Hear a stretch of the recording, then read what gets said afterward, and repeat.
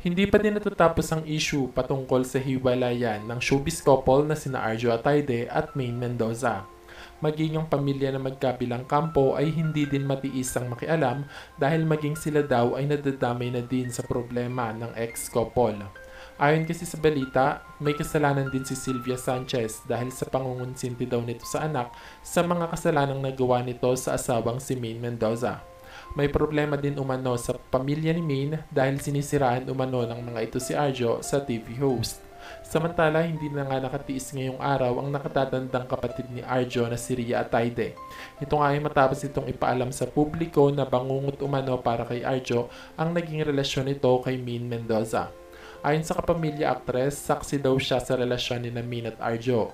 Noong una nga daw ay okay lang sa kanya ang mga ginagawang pananakit ni Maine kay Arjo sa tuwing ito ay may pinagseselos ang babae. Nang nagtagal nga daw ay napansin na lang ni Ria na may mga pasana ang kapatid dahil sa madalas na pananakit ng pisikal ni Maine Mendoza.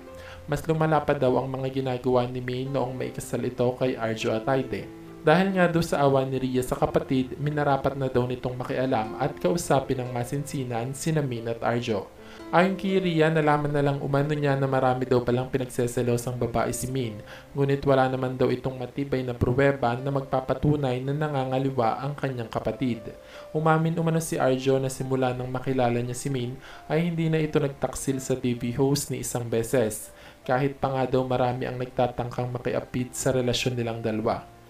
Ang issue naman daw kay Arjo at Sue ay walang katotohanan dahil matalik na magkaibigan lang daw ang mga ito ayon kay Ria.